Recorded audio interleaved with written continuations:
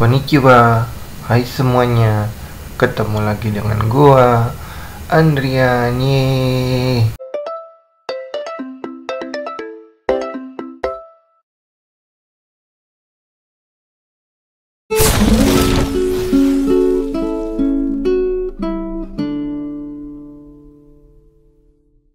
Pada video kali ini kita akan membahas tentang narsistik. Narsistik adalah ketika seseorang merasa lebih baik dari orang lain sehingga dia perlu dapat pujian, kemudian didahulukan daripada orang lain ya. Nah, dipentingkan daripada orang lain. Hal ini akan menimbulkan sifat egois dan juga tidak memiliki empati terhadap orang lain. Penyebab daripada narsistik ini sendiri adalah faktor genetik, kemudian lingkungan dan juga neurobiologis.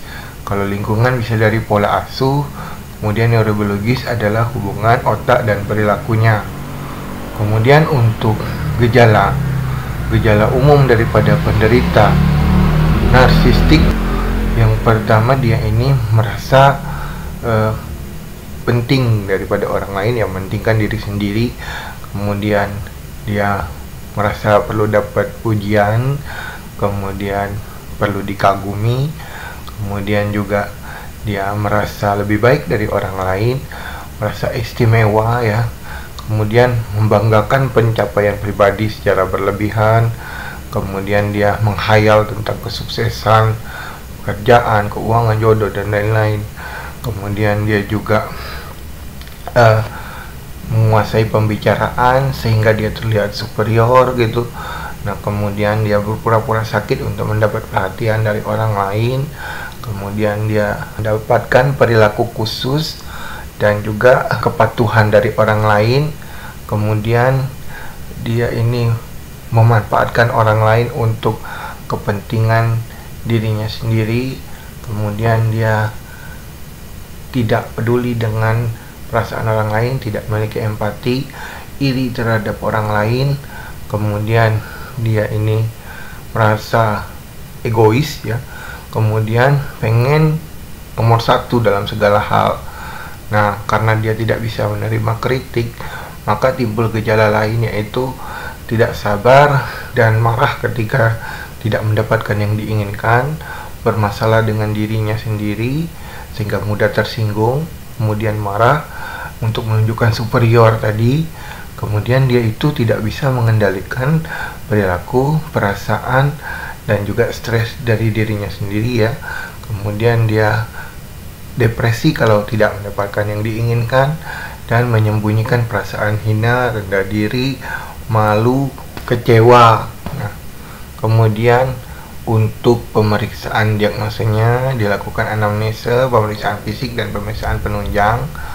Nah, nanti ditanya hal-hal yang tadi diantaranya, apakah dia merasa lebih baik dari orang lain, apakah dia merasa perlu dikagumi, apakah dia sering menghayal tentang kesuksesan, kemudian apakah dia merasa sangat istimewa sehingga perlu didahulukan oleh orang lain ya. Kemudian apakah dia suka merendahkan orang lain ya, atau merasa tidak mementingkan empati terhadap orang lain.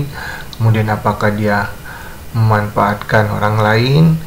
Nah, kemudian apakah dia merasa iri terhadap orang lain, apakah dia ego terhadap orang lain. Nah, kemudian untuk pengobatannya ini pertama dengan terapi bicara, lalu terapi perilaku kognitif, dilanjutkan dengan obat-obatan seperti antidepresi yaitu golongan fluoxetine, kemudian dari antimania seperti lithium, dan antibiotik seperti risperidon. Kemudian untuk komplikasinya, karena dia tidak bisa menghargai orang, maka akan timbul masalah dalam interaksi sosialnya sehingga kinerjanya ini tidak bagus baik di sekolah atau di pekerjaan. Kemudian timbul rasa depresi, Kalau tidak sesuai tadi, kemudian menggunakan nafza dan bisa terjadi bunuh diri. Nah, untuk pencegahannya, segera periksakan ke dokter kalau memang merasa ada gangguan dalam perilaku, kemudian dia menjalankan terapi dari keluarga ya. Kemudian ada juga terapi parenting, jadi diajarin untuk memahami ataupun dia menghargai perasaan orang lain. Nah, demikianlah video kita kali ini. Kalau ada pertanyaan silahkan tulis di bawah. Jangan lupa like, subscribe, dan share ke teman kamu. Sampai jumpa pada video berikutnya. Bye bye. Arigatou gozaimasu.